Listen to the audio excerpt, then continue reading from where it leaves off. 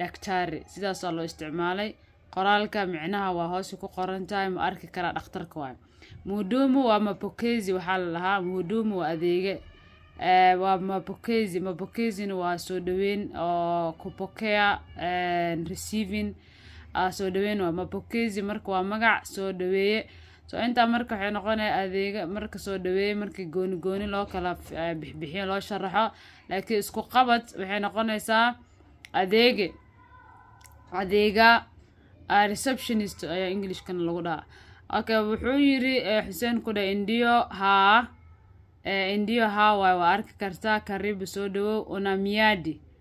miadi waa balan an appointment lagu dhahaa unadana why do you have an appointment wa intan do you have an appointment inta la una ma haysataa ma leedahay appointment sidoo kale Xuseen marka wuxuu yiri hapana waa maya sina miadi so sina miadi I don't have an appointment laga wadaa malihi wax balana lakini ninajihisi vibaya lakini ninajihisi vibaya inta waa isku isticmaala badanaan caafimaadka waa erayo la isticmaalo caafimaadka ila xiriirta it's like English oo kale marka days I'm not feeling well intaan dhan waa I'm not feeling well ninajihisi vibaya waxaan dareemayaa si xun laakiin in English waxa way I'm not feeling well alaashan waxba iga qaldan caafimaadkayga ma saxsana la wadaa muhudumu marka wuxuu yiri una shida gani